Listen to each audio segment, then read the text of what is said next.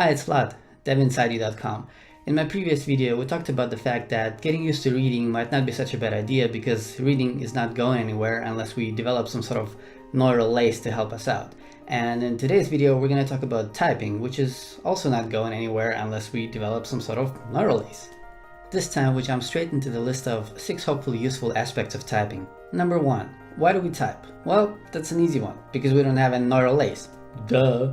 On a rather serious note though, we did try to draw some pretty diagrams in the 80s and then generate code out of them, but the results weren't that promising. See, the algorithms that you will write as a programmer are step-based, and text just happens to be sequential, so something similar to one step per line seems to be the way to go. The diagram approach is still being used in our industry though, and it goes by name of model-driven development or model-driven design. However, its applications are very limited, so it's not going to replace the real programming anytime soon. And neural lace, on the other hand, would allow you to generate code right from your thoughts. How awesome would that be? Number 2. How fast do I need to type? That's an interesting one. In fact, it's so interesting that I'm considering to make an entire video dedicated to this topic alone. Here's the thing. In the software world, there's this thing called an IDE, which stands for an Integrated Development Environment. It's a text editor which also knows how to build your applications, how to execute it, how to run automated tests, and so on. The editor inside the IDE understands the programs on a much deeper level than just text.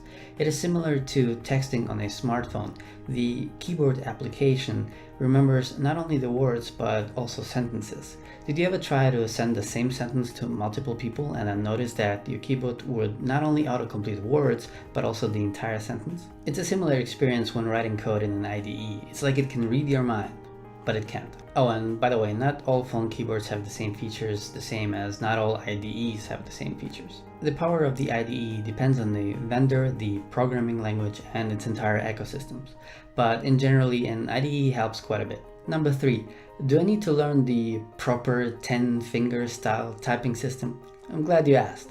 No, you don't. I never learned it, and I never have the feeling that I type too slow or miss the keys too often, and also the way I type, I never have to look at the keyboard. I do type with all 10 fingers, but I don't use the proper way.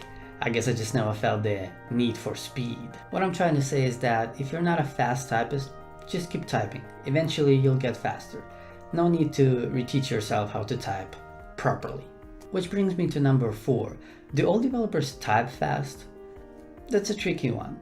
I would say no, because IDEs help quite a bit, but if I had to guess, I would say that most of developers do type fast. See, as a developer, more often than not, you will have to juggle a lot of thoughts in your mind before you actually write a line of code. So when the time comes to write a line of code down, you want to minimize the obstacles between your thoughts and having the line written down. Now, what in the world did I just say there? The message is this: the keyboard is always faster than the mouse. When I was writing the script for this video, I really tried to avoid the word all, but I just couldn't, so here it comes. All tools in the software industry offer keyboard shortcuts for nearly every feature they have, and since a few things in our industry are finally starting to agree on something, they even share the same shortcuts. Learn them. They make you crazy fast. They allow you to jump between letters, words, lines, sentences, contexts, files, tabs, applications, and even entire workspaces. The mouse was not designed for performance, it was designed for usability. When you open a new application, it's very easy to explore it with the mouse, hover over things, and so on. But once you know the application, there's no excuse. In summary, typing slowly is acceptable, but using the mouse is generally frowned upon, at least in this YouTube channel. But for today, I'm gonna let you off the hook. But I'm watching you. By the way, the Lenovo and HP laptops have a so-called track point, which is a red dot in the middle of the keyboard. Its goal is to replace the touchpad. If you try it for the first time, I guarantee you that you will hate it. But if you give it a fair shot, I can pretty much promise you that you won't be able to live without it. So try it at your own risk. Oh, and by the way, this video is not sponsored by either of these companies. Number 5. Which keyboard should I buy? You just have to have the one with RGB lighting. It's so pretty, trust me, you must have it. Just kidding. Keyboards do matter, but it's the same deal as with the running shoes. As part of your New Year's resolution, you decide that you want to lose some weight, and what's the first thing you do? You go off and buy yourself a new shiny pair of sneakers. You take them for a spin the first few weeks and then quickly realize that this whole running thing is not really for you. Same with the keyboards. Please don't go online and start comparing keyboards for the better part of the day. They don't matter that much. Having said that, mechanical keyboards are trending these days, but know that they tend to be louder even with the most silent mechanical switches. So again, just to be clear, keyboards are important, but they're not the first thing to concentrate on. In fact, let me be an example. I got the Apex M800 keyboard by SteelSeries, and no, this video is not sponsored by them. Anyway, this keyboard is amazing for gaming, specifically for first-person shooters, since it has a proprietary mechanical switch with a reduced distance to the actuation point. I'm telling you this because my keyboard is phenomenal for FPS games, but it's just horrible for typing. In fact, it might be the worst that I have ever tried, and yet I get used to it. So do yourself a favor and don't worry about keyboards so much. There is absolutely no need to waste your money on them. Unless of course you have problems with your wrist, then of course go for an ergonomic one. And if you're keen on making your wallet lose some weight, then of course go with the one that has RGB lighting. Back to the list was number 6.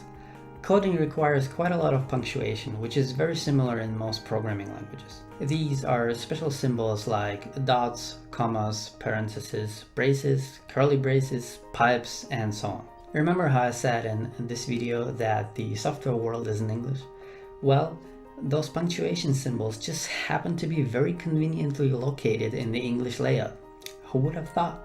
So if it's not too late, consider switching to the English one. This has also potential to help with pair programming, which is a style of programming where two developers share one keyboard. One is typing and the other one reviews the code for defects on the fly, so to speak, and they switch the roles back and forth, and it would certainly help if they didn't have to switch the layout as well. Same goes for asking your colleagues for help.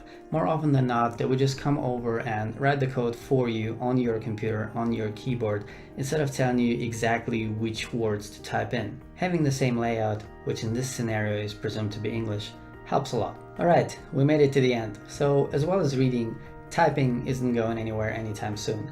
So go ahead and type some sort of feedback in the comments below, and see you next time.